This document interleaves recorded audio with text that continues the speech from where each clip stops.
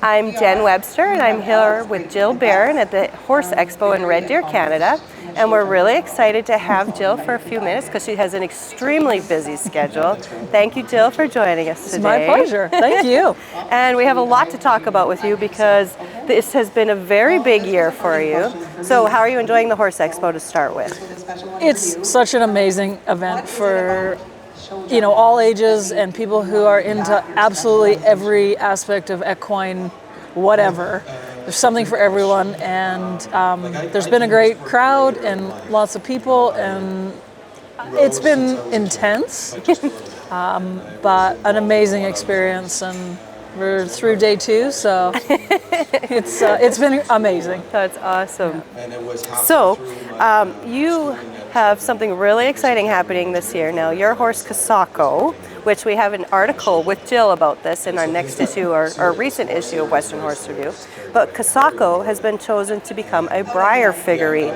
So can you talk about that a little bit? Yep.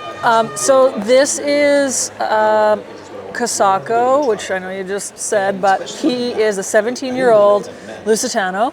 I've owned him since 2017, I think. I'm horrible with years. I can never remember any of them. Okay. And it was really exciting this year. Breyer contacted me and asked if I would consider letting them use Cossaco as a Breyer figurine for this year, and of course I jumped at the opportunity, and it all came together, and he was released in January as part of the theme for this year is against all odds. So he's the Lusitano breed, the horse that represents the Lusitano breed at Breyerfest this year. That's so exciting.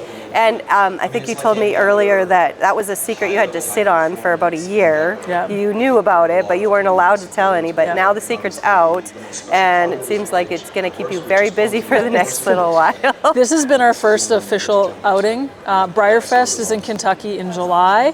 And we just got back from California like 2 weeks ago, and this was his first official Breyer outing, and it's been crazy to watch, all the excitement around it all. Breyer sent me his blanket that he has to wear at Breyerfest, and he just looks so freaking cute in this Breyer blanket, and yeah, it's been really exciting. That's awesome. So, and he is very lifelike. Like you had to perfect this process, right? Yes. Including you've got your brand, you've got the color, you had to go over the markings, all that kind of thing. Can you talk to us a little bit about your brand? Yep, for sure. I'll talk about the process first, okay, and then how they're kind of made, because I think I've had a lot of questions about, well, how does it work? How do they do it? So when they contact you, and then we decide that we're going ahead with it, you have to send a set of very specific photos back to Breyer, and they start making a model right away. Because from start to finish, it takes about a year to get the packaging, the article, the model, the pictures, the social media for the release. Like, it's quite a big process. So you send these pictures back and forth, and then they send a picture of the models, and then they ask, is this accurate? Do you want anything changed? And you kind of go back and forth a little bit.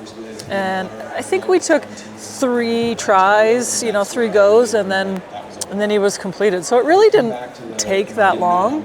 I have a funny story about this. I have 2 nieces, and the youngest one, she's 4. My mom told her, because I wasn't at home, I was in California, and she said they made a model out of Cossaco. They made a toy, and she looked all worried. She said, well, can they change him back?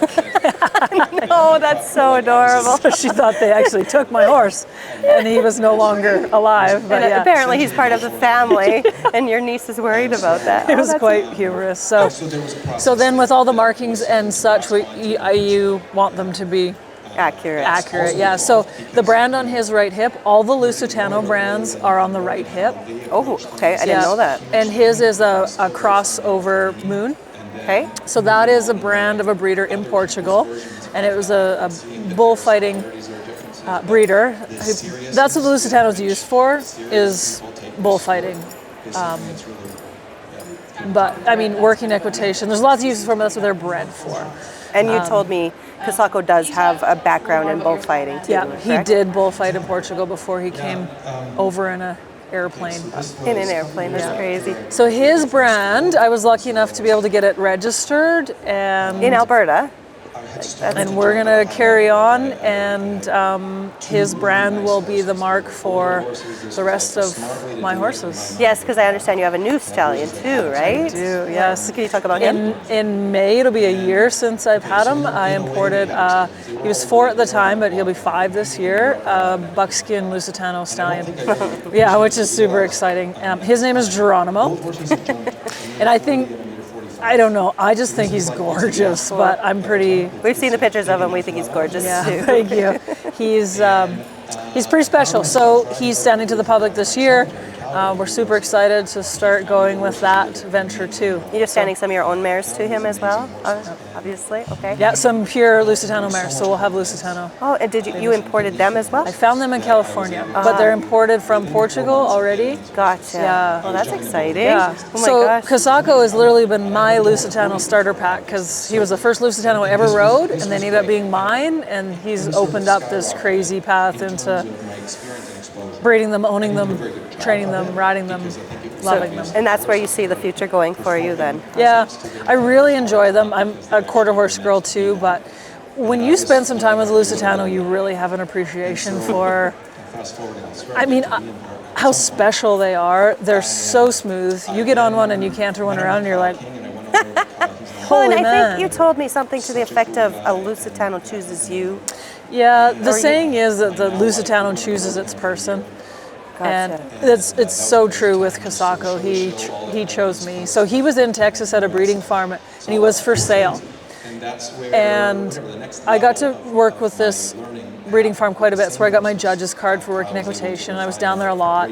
And then they said to me, we want to ship you a horse and promote working equitation and promote the Lusitano breed in Canada. And I'd already rode him probably 5 or 6 months before. We did a cattle event at a show, and they're like, do you want to ride? I'm like, heck yeah. So I jumped onto my Blundstones. I didn't even have my boots, and it was him. He's the first Lusitano I ever got to ride. That's amazing. And then when they said, we want to ship you a horse, I was like, I know exactly what horse it's going to be. I never asked. I didn't say anything. Really? But I knew it was him. That's amazing. Yeah, and it was. And then you knew that he had to be yours after that. And Yeah, so he came up and we started doing performances. So with the Garocha, which we're giving Garocha clinics here at Expo, which have been super fun, we do a performance that we light things on fire, and it gets it's really quite exciting. So we started doing performances and showing where masters level working equitation riders. We've been very successful, and that's the highest level. Like I didn't dream I'd get to achieve what you have now.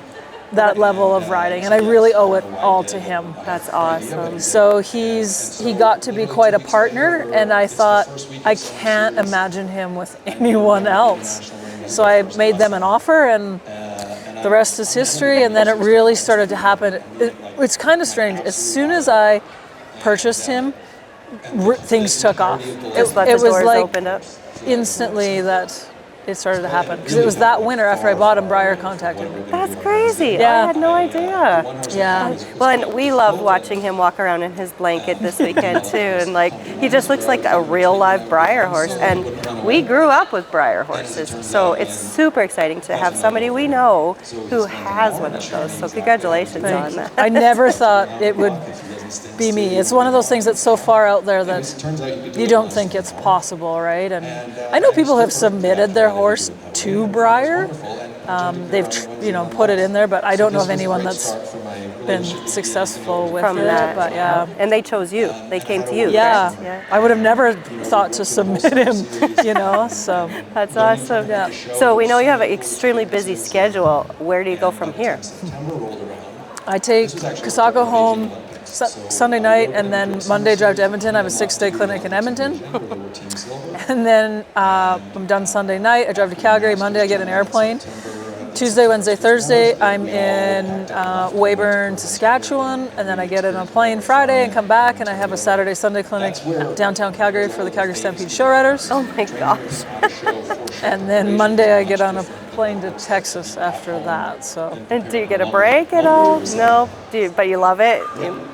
it's kind of one of those things you just, make hay while the sun shines. Yeah, And the time is now to go hard and do it. And do I want to go this hard forever? No. And there will come a time where I start to pare it down and stay home a little bit more. My passion is training horses. I love the teaching, I really do too, but I just love being in the saddle and spending that time with my horses. So in that time when I'm on the road, I really miss riding. And that's fair. But I got to ride my horses a lot this winter, so it's okay. They'll have a little bit of time off, and then when I come back, kind of middle of June, I have a show, so I'll get them ready to go show, and then we start branding calves and doing a bunch of ranch work and stuff like that in June. And when is Breyer Fest? Breyer Fest is the second weekend of July. Gotcha. In Kentucky. Yeah, so it's going to be a very busy time for you the next few months. It's supposed to be real hot in July in Kentucky. That's what I've heard. We'll find out. But that's awesome. So, and do you have a team of people that help you with things, that keep things going smoothly while you're gone? I have the best parents in the whole entire world. Oh, that's amazing. Yeah, my parents are a huge help. My mom's here helping me with my booth this weekend. Secretly, I think she loves it. So she must be so proud of you too, honestly. Yeah. Like, how could she not? She is the most supportive mom. I mean, I know there's lots of supportive, but in my book, she's just supported me right from knee-high to a grasshopper up until now. She's still in my booth supporting me. They're going to come down to Breyer Fest. My aunt and uncle are going to fly down. Oh, what about your nieces? They're not coming. Oh, darn. Yeah, I know. They'd be cool for them to come. Well, I shouldn't say they're not. As of right now, they're not. Maybe we'll figure that out later. Gotcha. So yeah, my parents, my dad's at home recabbing, so he couldn't get away. Oh, that's fair. He looks after the other horses that stay home, and yeah, without them, none of this is possible. And you probably need to rely on them a bunch when foaling season comes around, or? Yeah, it's a big team effort. That's fair. But we all pitch in. I go home, and Dad and I, like, this week, I don't even know what day it is, but like Tuesday this week, we processed all the heifers, got the heifers out on grass. We branded some bulls, we got that done. So, we all we're a good team and we help each other out. And do what needs to get done. I gotcha. So I listened to your talk yesterday too, which I thought was really good. Thank you. And there was a comment that you made where you want your horses to think, what adventure are we going on next? So what kind of a thing is an adventure for you? I think, honestly, anytime you swing a leg over in the saddle is an adventure, whether it's a new training thing or, going out and moving cows or playing with fire with a garrocha, it's all an adventure in how you look at it, and that's my approach to it, and I want my horses to approach it that way too. My favorite work to do with horses is ranch work, like kind of real. I saw your Instagram recently when you got them out there and you're dragging calves and you're actually putting them to work and you're in a field and there's no gloss, it's like hard work. I think that's what truly makes horses. Gotcha. And I've been on both sides of the coin where you do a lot of arena training and a lot of outside work, and I believe it's harder for a horse to be better at the outside, like the ranch work, than it is the arena work. Yeah, that's fair. I think that, there's lots of miles. But if that horse has that balance of both, yeah, I think then you got it made. I think it's a real healthy horse that gets to do both. And if I ride in the arena 3 days a week, that fourth day I want to go out and move cows, check cows. We try and check cows as much as we can off horseback, so that's AM, PM, so they get to go through the cows twice a day. And I have enough horses that I rotate through them, and well, that's great. I enjoy it as much as they do, so they really learn to enjoy it too, because I do. Yeah. I do too. So. And that must be some downtime for you as well, kind of. It's the most zen thing, and we live in the middle of nowhere. Our ranch is in the middle of nowhere, but I honestly crave that quiet and that wide open space, like that Dixie Chick song. That's like my theme song.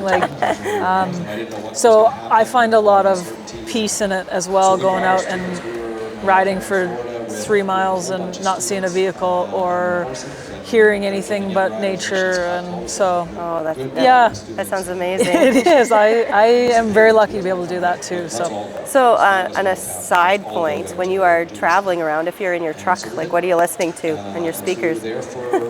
You know, everybody asks me about music. Somebody asked me about my jam song the other day, and I'm like, I don't have one. Honestly, I'm guilty of having it quiet in the truck. Ah, that's okay. It's kind of that time where like it's quiet, and my truck is my office sometimes too. So I'm making more phone calls than listening to music. Not on my phone, through the Bluetooth system, not distracted. But honestly, that's where I use that time to catch up and try and call people. And so yeah, I'm kind of lame that way. That's awesome. I'm kind of a Stapleton, kind of Post Malone. I listen to a little bit of everything when I do listen. I go through this weird phase where I have like 10 songs I like on the top of my Spotify, and I just roll through them, and then usually I have to go do something else. And then I get 10 more songs gathered, and I listen to them for a bit. And that's kind of my music practice anyways. But, well, what do you listen to? Oh my. Lots? Yeah. I mean, Metallica is my ultimate. I went to a Guns N' Roses concert this fall in Edmonton. Oh my God. What was it one like? of the coolest concerts ever. Slash? Yeah. And like, does Axl still have it? No. Oh. Slash was cool though. I am jealous of you, honestly. It was one of the coolest concerts. GNR, yeah. That's awesome. Yeah. Well, unfortunately, we're kind of winding down with our time with you today. But if there's a one question I didn't ask you about, what would you like to talk about? Well, just the thing that comes to mind, because I always forget, is we should talk about our giveaway. Oh, yes, let's do that, please. Yeah. You go ahead and take the wheel. So Jill has been very kind to grant us one of the Cossaco Breyer figurines, and it'll be available for a draw, and it's going to be on social media. And if people would like to enter, they just have to like and share both of our accounts, and you might be one of the very lucky winners of one of the very limited Breyer Cossacos in the country at the moment. So yeah, stay tuned for details. We'll release the details. But yeah, we'd like to give one away, and I want to say thank you to you for writing the fabulous article in your recent issue. It's amazing article. So thank you for your time on that too. We're gonna have to get an autographed copy. I think we can arrange that. Well, thank you, my dear. Thank you. So appreciate this.